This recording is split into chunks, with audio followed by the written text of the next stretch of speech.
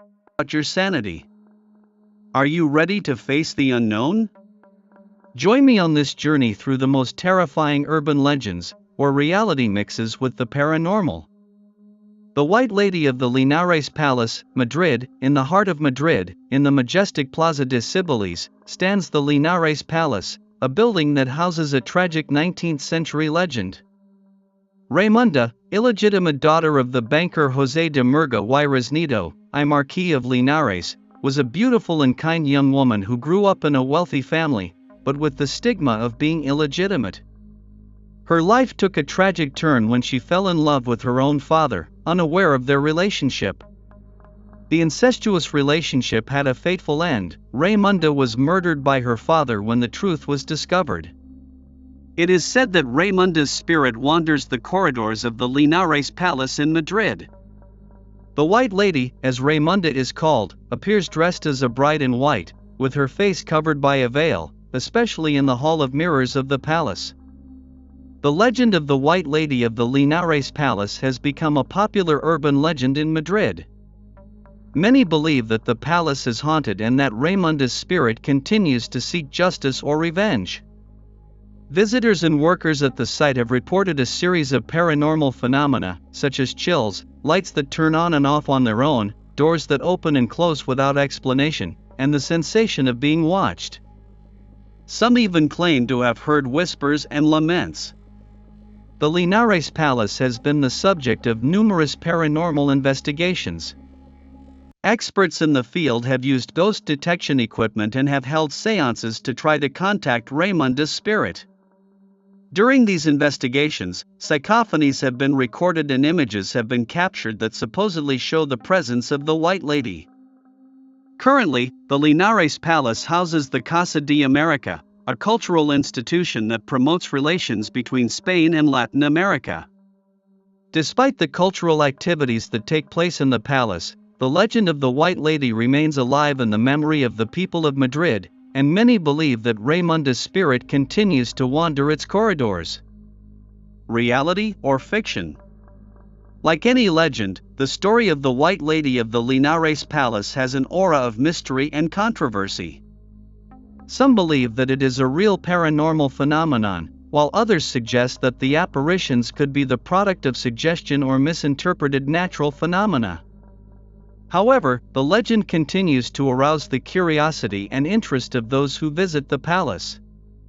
If you are interested in learning more about this legend, I recommend visiting the Linares Palace and asking about the guided tours that include a tour of the places where the White Lady is said to appear. Who knows, you may have the opportunity to witness a paranormal phenomenon. The White Lady of Interstate 4, Florida.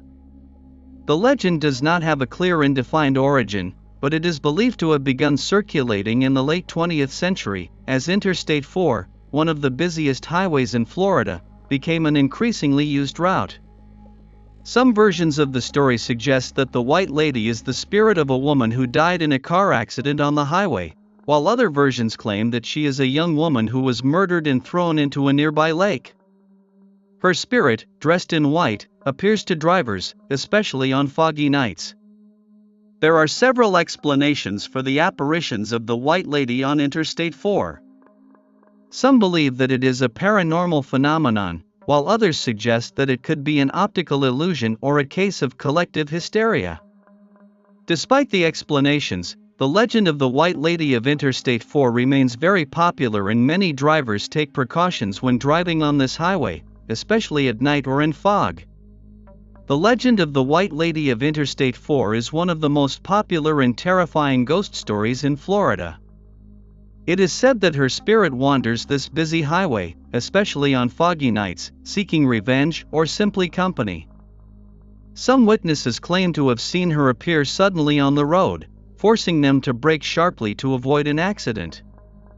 Others claim that the White Lady tries to get into their vehicles, asking for help or simply company. There are numerous accounts of people who claim to have had encounters with the White Lady of Interstate 4. Some drivers claim that they have seen her appear and disappear suddenly, while others claim that they have felt a strange presence in their vehicles or that they have heard whispers and laments. As with many ghost legends, the story of the White Lady of Interstate 4 is the subject of debate and skepticism. Some believe that the apparitions could be the product of suggestion or misinterpreted natural phenomena, such as fog or the lights of other vehicles. However, for those who claim to have had encounters with the White Lady, the legend is a terrifying reality. The legend of the White Lady of Interstate 4 has transcended the realm of ghost stories and has become part of Florida's popular culture. The highway has been the scene of television shows about paranormal phenomena and has inspired books and articles about urban legends. Despite the skepticism surrounding the legend, many drivers who travel on Interstate 4, especially at night or in fog, take precautions and avoid stopping in lonely places. Some even claim that they pray or carry amulets of protection to avoid encounters with the White Lady. The legend of the White Lady of Interstate 4 is a fascinating and terrifying ghost story that is part of Florida's popular culture. Although its origin and veracity are debated, the legend remains alive in the memory of many drivers and continues to generate interest and curiosity. The White Lady of the Recoleta Cemetery, Buenos Aires. In the Recoleta Cemetery, one of the most famous in Buenos Aires, the story of a young woman dressed in white who appears to visitors is told. Some believe that she is the spirit of a woman who died of love, while others say that she is an angel who protects the deceased. The White Lady of the Recoleta Cemetery appears mainly to people who feel lonely or sad. It is said that she offers them comfort and company, and that she can even guide them through the labyrinth of tombs in the cemetery. Unlike other White Lady legends, this story has a more romantic and positive tone. The White Lady of the Recoleta Cemetery does not seek revenge or cause harm, but rather presents herself as a protective and comforting spirit. Some believe that she is the spirit of a woman who died of love, while others say that she is an angel who protects the deceased. There are numerous accounts of people who claim to have had encounters with the White Lady of the Recoleta Cemetery. Some visitors claim that they have seen her appear and disappear suddenly, while others claim that they have felt a strange presence in the environment or that they have heard whispers and laments. As with many ghost legends, the story of the White Lady of the Recoleta Cemetery is the subject of debate and skepticism. Some believe that the apparitions could be the product of suggestion or misinterpreted natural phenomena, such as fog or the lights of other visitors.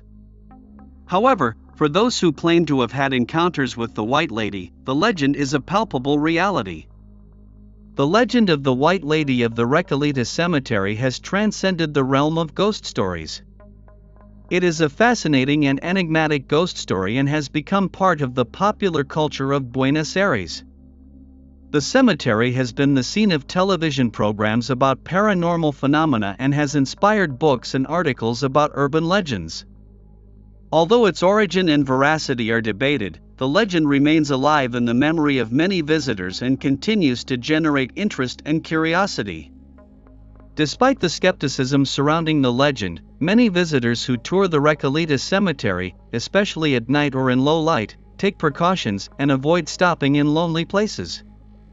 Some even claim that they pray or carry amulets of protection to avoid encounters with the White Lady. The alleged Pokemon suicides.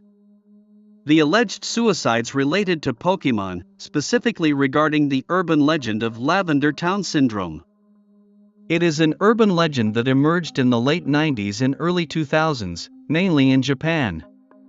The legend claims that the background music of Lavender Town and the original Pokemon Red and Blue games contain audio frequencies that caused discomfort, headaches, nausea, and even suicides in children. The story spread quickly through the internet, especially in forums and online communities such as 2channel and 4chan. The legend was enriched over time, adding macabre details and conspiracy theories. Some claimed that the music of Lavender Town had been created for sinister purposes or that it contained hidden messages. It was even said that the audio frequencies only affected children, since their brains were more sensitive to them. No, there is no scientific evidence to support the veracity of this legend. It is said that there were some cases of children who felt ill after playing Pokemon, but this could be due to many other causes, such as fatigue, photosensitive epilepsy, or simply suggestion. There are several theories about why this legend was created. Some believe it was a way to criticize the influence of video games on children, while others think it was simply a horror story created to scare people. Despite having no real basis, this urban legend caused some concern among parents and the media. This led Nintendo to modify the music of Lavender Town in later versions of the game and to take precautions to avoid possible health problems in future games.